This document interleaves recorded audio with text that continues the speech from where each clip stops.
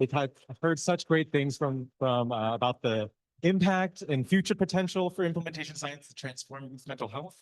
And now, in our last couple of minutes before we send you off to the reception and poster, we want to do a little recap of all that we have learned today. If you've been to any CDIS event in the past, you might know that we have a really strong fondness for visual graphic recording. And our wonderful colleague, Kira DiClemente, who's joining us online, try to switch this over in just a second, has taken some really extensive trainings to help do this and has been listening very keenly all day about what's been shared at the panels. And we are so excited for her to show you what she's drawn, taking everything that we've got together. All right. Hello, everybody. Are you able to hear me okay? Yes. Sounds beautiful. All right. Excellent. So I am going to go ahead and share my screen in a second, but I just want to reiterate something that Dennis said for all of you in case any of you are new to graphic recording.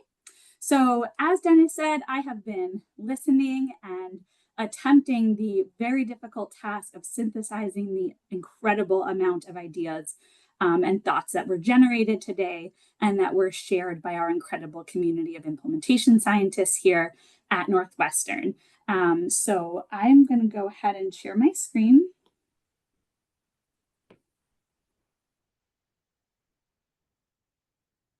It's going to just take 1 second. Great.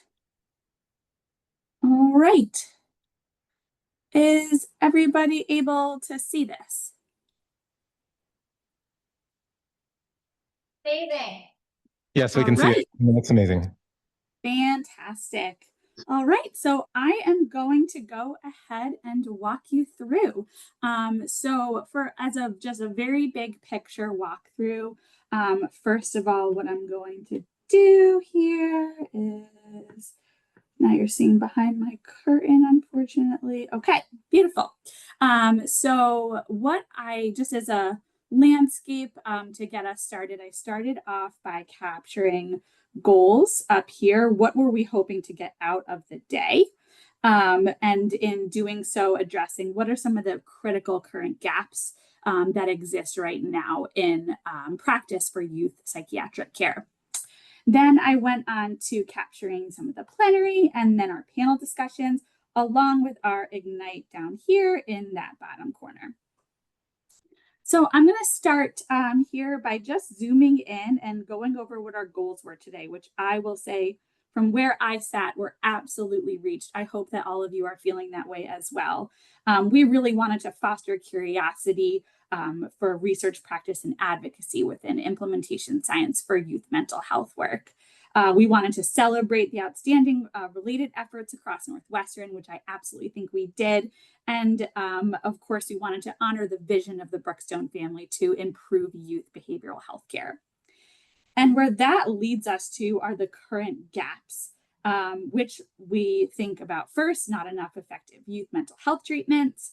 When there are not enough, youth are not getting them. And then we're not investing necessarily in improving access to behavioral health care. Which, if you were like me, you're thinking a lot about what Dennis said. How are we crossing this bridge? Those are a lot of gaps, which I think, were addressed so well by our plenary speaker, especially in these 7 tips from the trenches. So just to recap, these 7 tips were thinking a lot about collective vision, having strategy alignment, really aligning with people's barriers to change, especially the importance of adaptation and readiness, the moving at the speed of trust and not any faster than that. Thinking about sustainability early and often, and all of this ultimately leading to supporting implementation. Now, I would be remiss if I did not capture what I felt like was the quote of the day. Sometimes you need to shred chicken, also known as do what partners actually need to build trust. As an implementation scientist and community-based researcher, this absolutely resonated with me. I have shred a fair amount of metaphorical chicken in my career. I'm sure many of you are feeling that way as well. So then this moves us down to our first panel, which was a lot about looking back how implementation science has transformed youth behavioral health practice. So the four biggest takeaways that I had from this session were a lot about relationship building and laying that groundwork and allowing that to take the time that it deserves. Really the importance of amplifying youth voices, involving youth throughout the research process and dissemination process, making sure that there's equitable access to these effective treatments for all youth.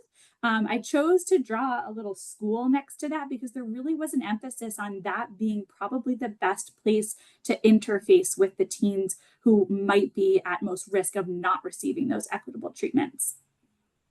And then lastly, I really liked this takeaway here: change in form, but still meet the function.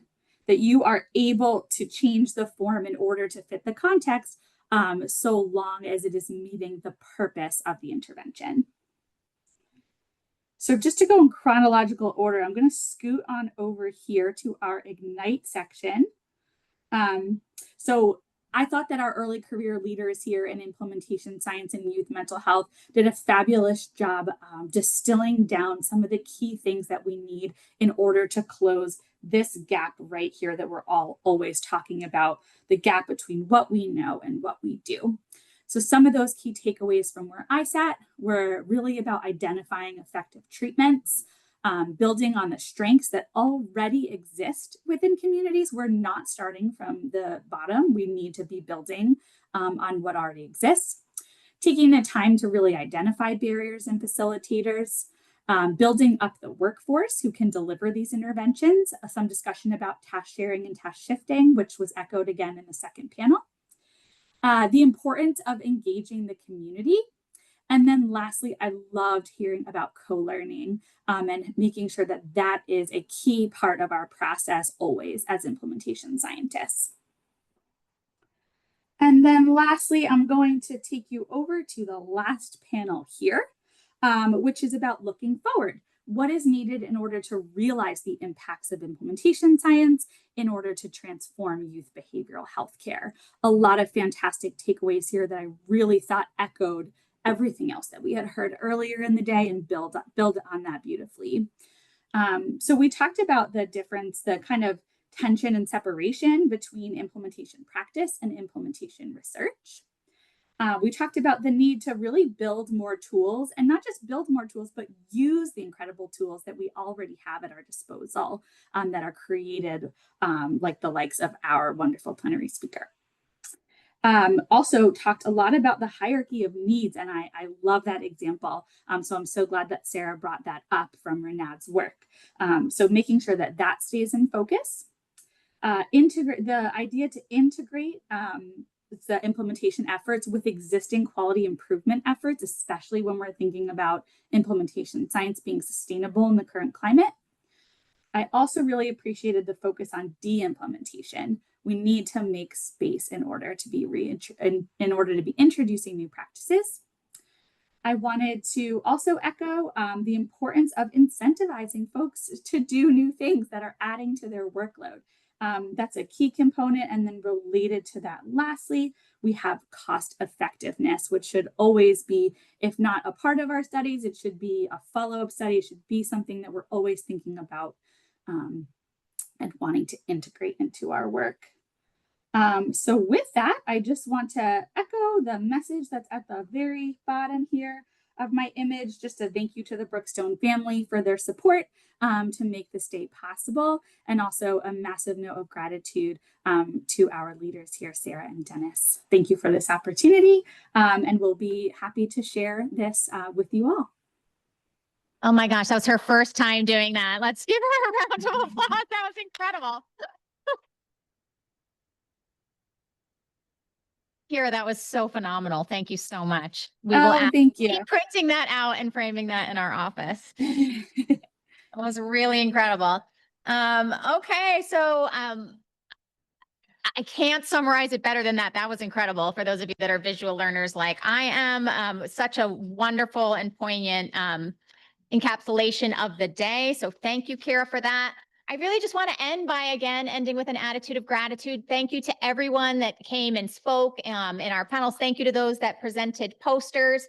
I stated the goal at the start of the conference that we wanted to inspire you and invoke a sense of curiosity. If we were successful, we hope that you will stay in touch with our Center for Dissemination and Implementation Science.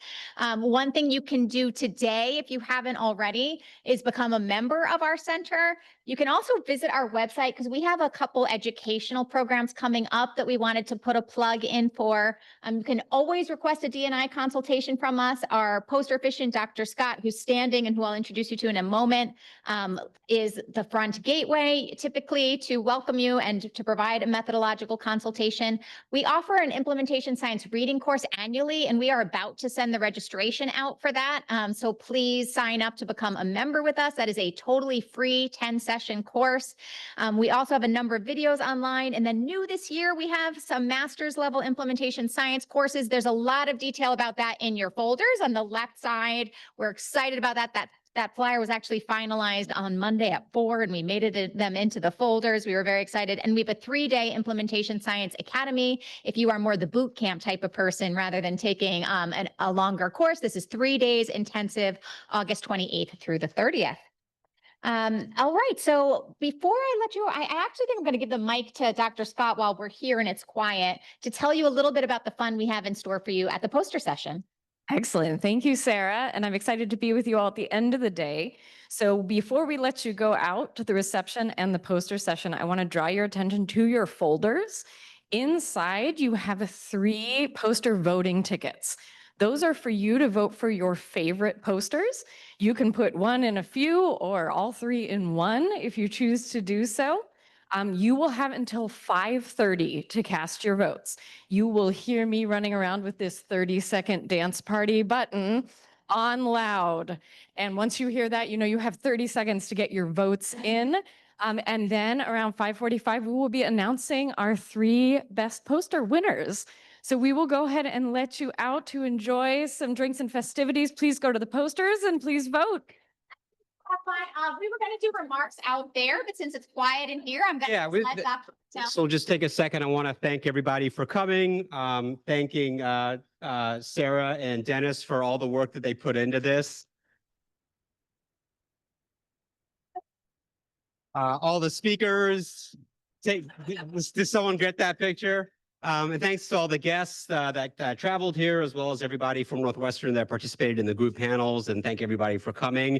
And then once more, just to thank the Brookstone family and to remember Arnie, who passed away this year. The family has been a generous supporter of this educational event, as Sarah mentioned, for over 7 years, and now in perpetuity, thanks to their gift that they gave this year. So look forward to the poster presentation. Thanks everybody for coming, and it was a great afternoon. Thank you all.